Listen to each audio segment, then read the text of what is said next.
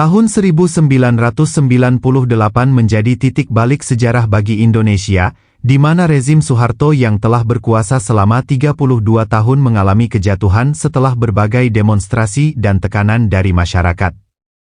Pada saat-saat genting tersebut, Prabowo Subianto, yang menjabat sebagai Panglima Kostrad, mengalami pengusiran tragis dari keluarga cendana, yaitu keluarga Soeharto yang telah lama berkuasa. Dalam buku Prabowo dari Cijantung bergerak ke Istana karya Femi Adisoempeno, diceritakan bahwa Prabowo dihadapkan pada situasi kritis dengan posisinya sebagai bagian dari keluarga Soeharto. Situasi makin memanas ketika mahasiswa berhasil menduduki gedung MPR-DPR sebagai bagian dari gerakan reformasi.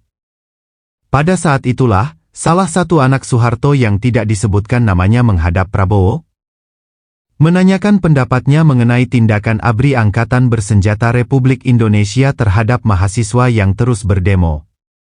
Prabowo, dengan tegas dan jujur, memberikan dua kemungkinan yang menurutnya mungkin terjadi. Pertama, Presiden harus mengundurkan diri, dan kedua, Presiden harus melakukan kompromi dengan adanya perubahan menuju reformasi.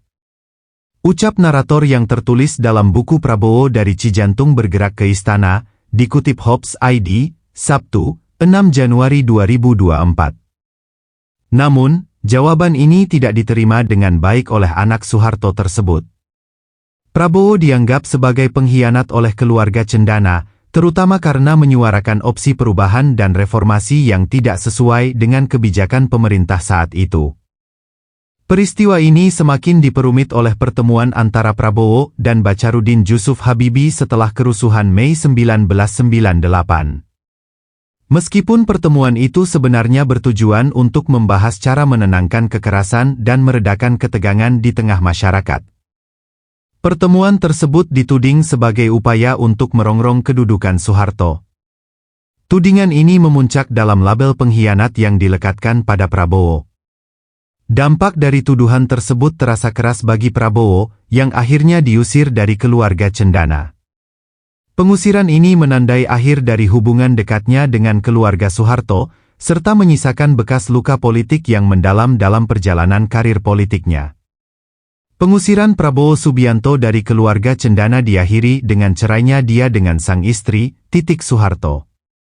Peristiwa ini menjadi salah satu tragedi bersejarah dalam politik Indonesia, menandai peralihan kekuasaan dan perubahan yang mendalam dalam arah politik negara. Meskipun terjadi lebih dari 2 dekade yang lalu, kenangan akan pengusiran Prabowo dari keluarga cendana tetap membekas dan menjadi bagian yang tak terpisahkan dari sejarah Indonesia.